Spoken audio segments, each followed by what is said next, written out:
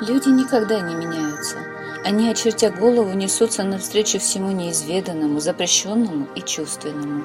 И только благодаря этому рождаются настоящие шедевры искусства, как словесного, так и прочих жанров. Ведь сердце и голова, никогда не испытавшие невероятных волнений, просто не в состоянии творить совершенство.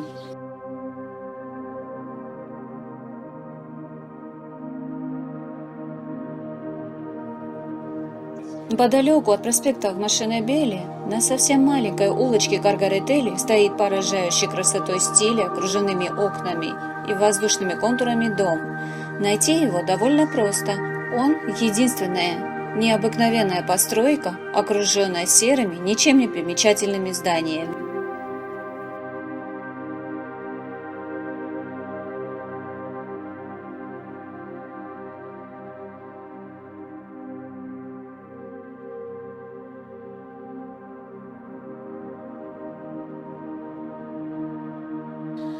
Построили дворец более сотни лет назад, а на создание подобной красоты побудила неожиданная и грешная любовь внука великой княжны Екатерины, сестры Александра I, герцога Ольденбургского.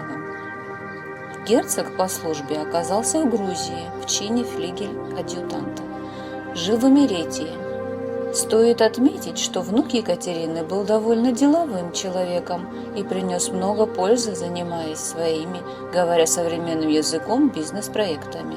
В разных уголках Большой империи он построил мини-дворцы невероятной красоты. Для Грузии Константин тоже сделал немало. К примеру, наладил производство игристых вин в Кутаиси, а также построил новую резиденцию в Гагре. Что же мы знаем о княгине Аграфене Джапаридзе, той, которая завоевала не просто внимание искушенного мужчины, но и навсегда стала его единственной любовью и музой? Она была второй женой Тариэла Дадьяни, который был известен своими кутежами и страстью к азартным играм. Дадьяня женился на Аграфене, когда ей было всего 14 лет. Сам же он был старше нее аж на 20 лет. И к тому времени, как княжна Джапаридзе и герцог Ольденбургский встретились, у четы уже было 2 детей. Легенда рассказывает, что герцог как-то раз оказался за одним игровым столом с Кутилой Дадьяни. Был ли Константин уже влюблен в женщину или нет, вопрос открытый. Некоторые источники уверяют, что впервые он увидел Аграфену в известном салоне Варвары Бараташвили Бабале, в котором устраивались различные живые инсталляции по произведениям известных поэтов и художников. Поскольку Варвара Бабале увлекалась творчеством Шота Руставели и даже собирала деньги на памятник великому поэту, то неудивительно, что ей пришло в голову сделать живую инсталляцию по его книге «Витязь в тигровой шкуре». А для создания эскизов был приглашен Михай Зичи, который позже писал своему брату о том, что постановка удалась на славу и снискала всеобщее признание и шквал аплодисментов. В этой постановке образ Нестанда Реджан изобразила Аграфена Джапаридзе, юная 26-летняя супруга Дадьяни. Видимо, тогда она и поразила Константина в самое сердце своей красотой и обаянием. Так вот, оказавшись за одним столом с мужем своей любви, герцог воспользовался невыгодным положением проигравшегося в пух и прах Дадьяни. Высокородный мод сказал Константину, что даже если заложит весь Тифлис, ему все равно никогда не выплатит карточный долг. Но герцог ответил, что ему не нужен весь Тифлис, пусть лучше тот на одну ночь отдаст ему свою жену. В другой версии говорится, что внучатый племянник Александра I сам предложил Дадьяне 1 000 000 золотых за ночь с его супругой.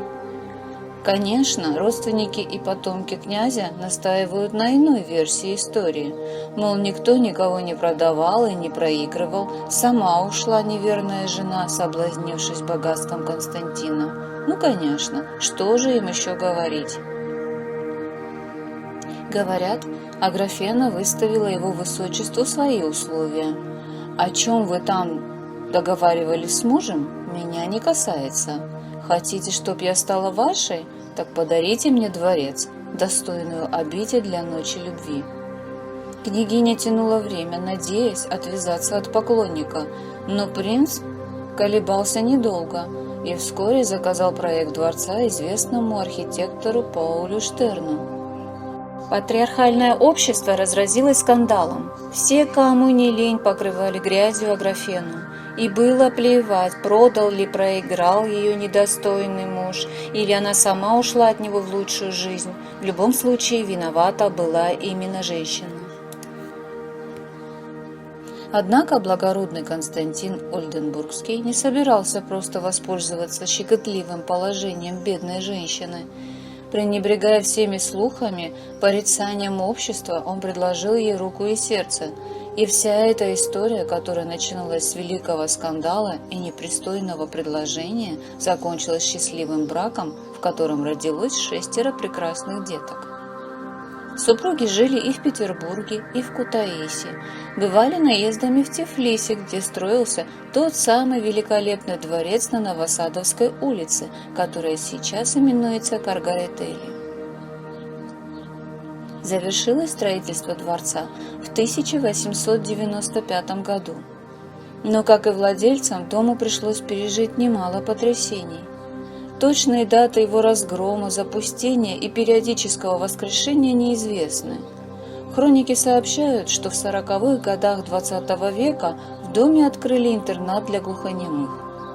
Затем заведение упразднили и дворец превратили в центр эстетического воспитания. В 1989 в многострадальном особняке начинал работать Государственный музей театра, музыки, кино и хореографии. Но вернуть свой облик дворец смог лишь после начавшейся в 2009 реставрации, продлившейся 4 года. Однако с дворцом связана не только история любви Аграфены и Константина. Легенда гласит, что этот особняк и дом напротив связывает тайный подземный коридор. В том доме жила красавица Цицишвили, в которую был влюблен один из проживающих во дворце принцев. Якобы именно этот самый принц и построил коридор, чтобы их встречи с возлюбленной оставались в секрете. Насколько история правдива, никто не знает, но когда реставраторы во время работ углубились на 6 метров, то коридор таки обнаружился. Другая легенда говорит, что в доме есть потайная комната, которая служила местом встреч Аграфены и Константина еще до их женитьбы. Совершенно случайно была обнаружена и эта комната, так что не всегда стоит воспринимать легенды как сказку, порой они раскрывают нам тайные стороны реальных событий.